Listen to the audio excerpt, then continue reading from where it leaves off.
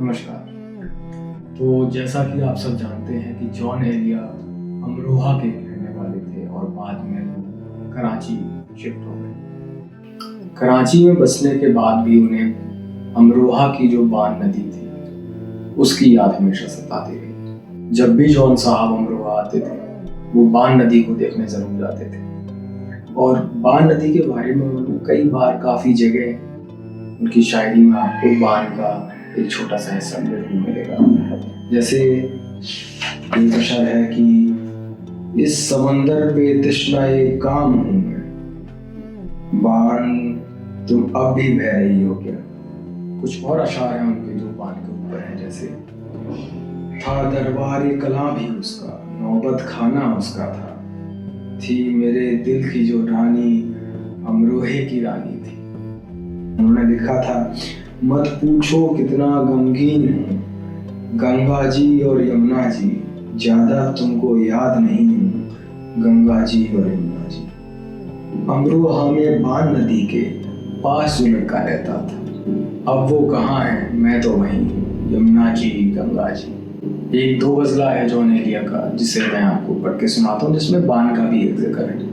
तो वो कुछ इस तरह है कि उम्र गुजरेगी इम्तिहान में क्या, दाग ही देंगे मुझको दान में क्या, मेरी हर बात बेअसर ही रही, नक्स है कुछ मेरे बयान में क्या, मुझको तो कोई टोकता भी नहीं, यही होता है खानदान में क्या।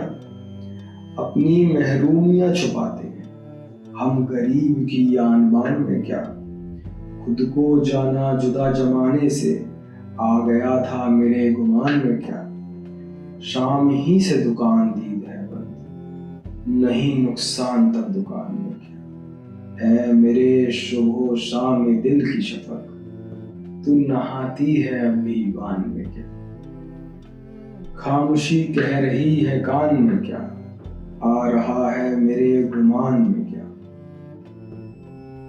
दिल की आते हैं जिसको ध्यान बहुत, खुद भी आता है अपने ध्यान में, वो मिले तो ये पूछना है मुझे, अब भी हूं मैं तेरी अमान में क्या, यूं जो तकता है आसमान को तू, कोई रहता है आसमान में क्या, है नसीम बहार गर्दालूद खाक उड़ती उस मकान में क्या, बोलते क्यों नहीं मेरे हक में, आबले पड़ गए जवान में क्या, ये मुझे चैन क्यों नहीं पड़ता, एक ही शख्स था जहान में क्या।